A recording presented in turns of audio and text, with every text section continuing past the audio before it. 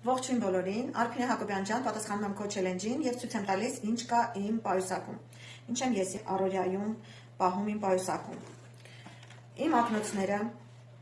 որ վերցրել եմ մեր ընկերությունից եւ շատ սիրում եմ, ասեմ, որ մեր ակնոցները ունիվերսալ են, շատ հարմար եւ կարելի ասել, որ բոլորին այն համապատասխանում է։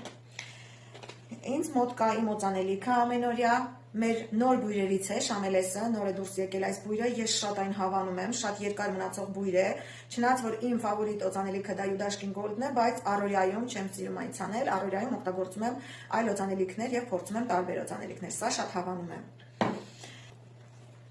Ձեռքի կրեմը Լովե շարքից, ասեմ, որ մեր ձեռքի կրեմները բոլորն էլ շատ լավն են, բայց այս պահին ինձ մոտ Լովե շարքի ձեռքի կրեմն է շատ փափկացնող, սնուցող կրեմը, ես շատ եմ հավանում այն։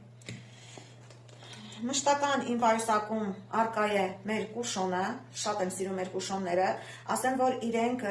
ավելի շատ ես իրենց սիրում եմ օգտագործել դիմահարդարումը թարմացնելու համար։ Այստեղ ունեմ նաև իմ սիրելի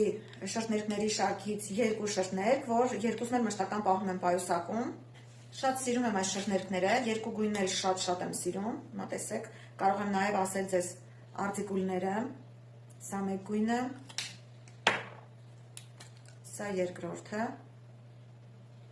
տեսեք, երկուսն էլ շատ սիրուն գույներ են,